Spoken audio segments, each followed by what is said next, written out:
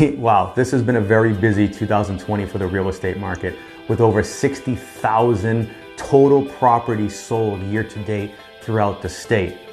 But this has also presented some misconceptions from sellers during the process of selling their home. And fortunately, we don't see a lot of this at Lamakia Realty because of the blog that we do share with our sellers as soon as we put their home on the market, entitled What to Expect with an Offer.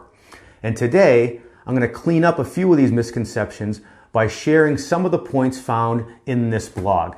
Welcome to Let's Get Frank About Real Estate. Once again, I'm Frank McManus with Lamakia Realty, and today we're going to clear up 5 of the more common misconceptions you sellers have during the selling process. So let's get right into it. The first issue is typically with the offer itself. Now, some of you seem to think that it is hand delivered along with the binding deposit check. Well, the fact is, we don't live in 1980. We live in 2020, where all, or if not most, of the offers are actually emailed to the listing agent, and it's not until the offer is actually accepted and signed by both parties that it becomes legally binding, and then the deposit check is actually delivered. Which brings us to point number 2, the deposits themselves.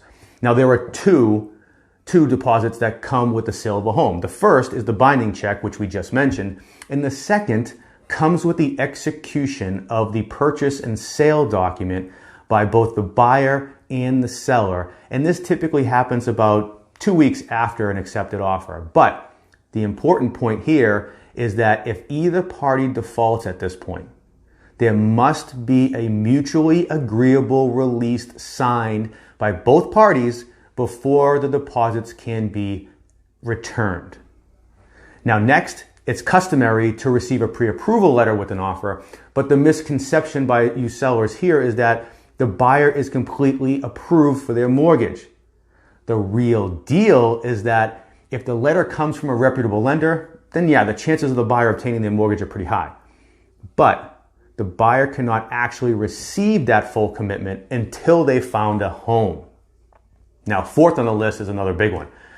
It's the inspection contingency. And the mistake some of you make is that you think that the buyers are locked in and can't walk away or renegotiate anything after the inspection is complete. Well, on the contrary, the reality is that the buyers do in fact have the right to decide whether they're going to follow through with the purchase, whether they're going to try to renegotiate any of the terms for repairs or receive any credits for repairs, or walk away if you can't come to an agreement with rectifying those requests. And then lastly, let's address the appraisals, which tend to be another area of confusion because the appraisal is actually ordered by their lender, the buyer's lender, and carried out by a third independent party to ensure that the property is equal to the requested loan amount. Now, the misconception that you sellers sometimes make is that the buyers use this as a tool to renegotiate, but in fact, buyers have no control or say in the results. However, if it does come up short, you as a seller are faced with 3 options to continue to make the deal move forward. Number 1, you can lower the sale price to the appraised value. Number 2, you can cover the difference between the sale price and the appraised value yourself. Or number 3, you can actually offer to split that delta with the buyer.